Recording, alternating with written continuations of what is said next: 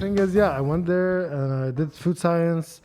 And in my town, we were in a small town, not in like in Amsterdam or a city. And then I was watching a lot of comic because I always watched stand-up all my life, whether in Lebanon or watching comics from the US or UK or whatever. And then some of them were bombing so hard.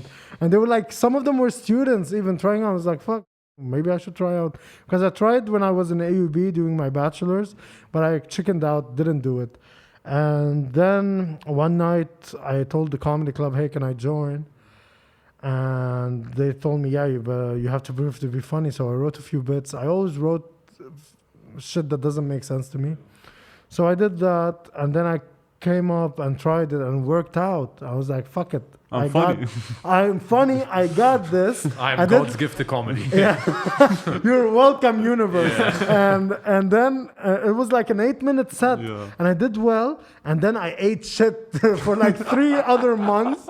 I didn't do well at all. Nobody was laughing anymore. Yeah, nobody. But like, it really helped me. It really helped me out. But like, no one's laughing. Did you ever come to think maybe because you're like, I don't know, starting in Holland, it's probably the weirdest step for an Arab comedian to be like, let me try my shit out in Holland and see how that works. Yeah, well, actually, what I tried out wasn't about my identity. Okay. It was more social commentary of what I'm observing.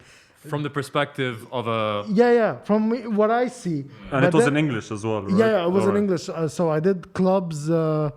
open mics and clubs for like a year and a half, 2 years, until I finished my master's.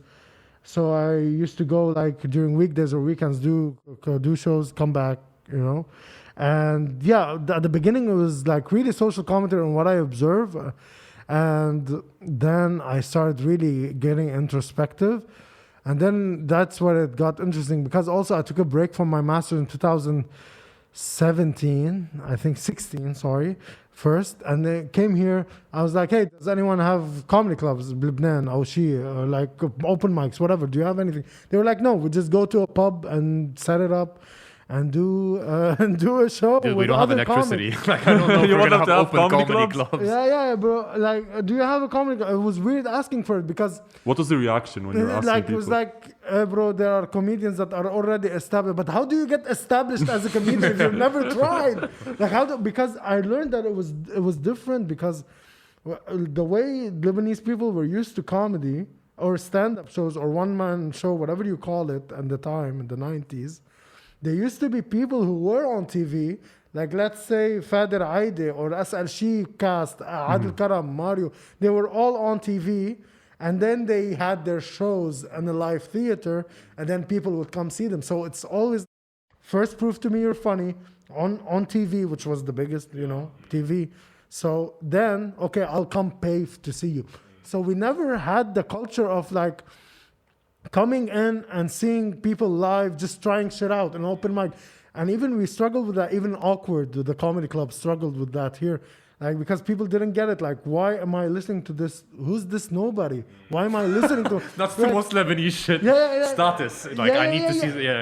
Like, show me the funny, And they're as demanding. They're so fucking demanding over here. Exactly. But they have no background of it, because, like, they're used to, for 30 years, like, this guy is funny on TV, he better be funny live.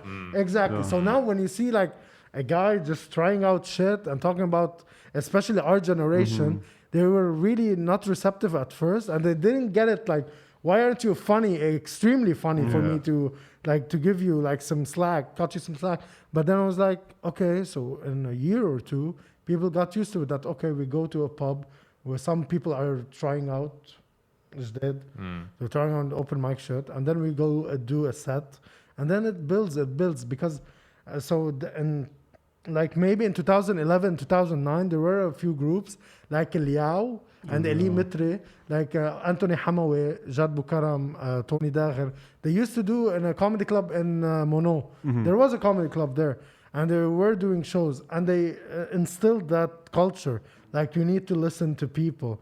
But they stopped for a while, and then in 2016, 17, when Awkward started again, it got a boom. Like, we're doing open mics, we're doing comedy club, and also it got to a point where, the regular comedy club night, which we did on Tuesdays in Awkward, unannounced lineup. So that was a total win because you don't even know who's gonna come up, but I'm just gonna go there for a laugh. And that was a really big switch in culture for us in a positive way. And I'm glad it happened, and it's still happening. And now venues ask for stand-up comedians. They ask for us. They want to book us. So it's changing. Yeah. So I'm not starving. But that's what I'm saying. I'm making some money right now. guys, don't worry. Sometimes. Not thank you, COVID. Thank you, COVID. I was on a roll before that. Yeah. But that's so cool that even in the comedy scene, it's representative of our culture. Like, that's so funny that people like, no, I want to watch a name. I want to watch someone who I've seen on TV. Whereas in the US, that's not how you start. You do open mic nights, you climb up, maybe you get a special. After you get a special, you go to the movies. People are genuinely interested in the States or even in Europe as well to go and find out more about upcoming comedians. People are interested because they would pay for the experience. We're not used to it. We're like, I hope my experience is worth my money. That's how we go about it.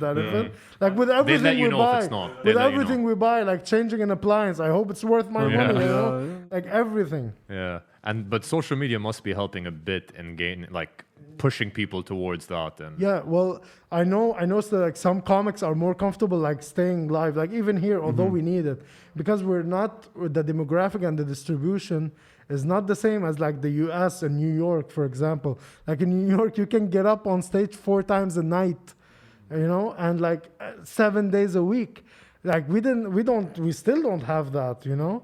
So we're working towards that. But also in Amsterdam in 2016, when I was still there, you could go, it was starting to get there. Yeah. You can go every night. So all the world is following this trend, which is a healthy trend because it really more like a comedian can hone their skill, you know, like forming their sets, because that's how it should go. Like comics, they did, although they say they had it easy in the 90s, like Fadir Aid or Ras Al Shi or Adil Karam were established comics or comedy actors, and then they went for stand-up. They say it's easy, but it's not, because they didn't have a chance to try. You know? It's a different dynamic when you're live in front of a crowd. And this is what you see sometimes. Like they're not stand-up comedians who have been doing it for a while. You know, even like Adil Karam when he had his Netflix special. You know, like they can bomb. That's a bit, and any comic can bomb.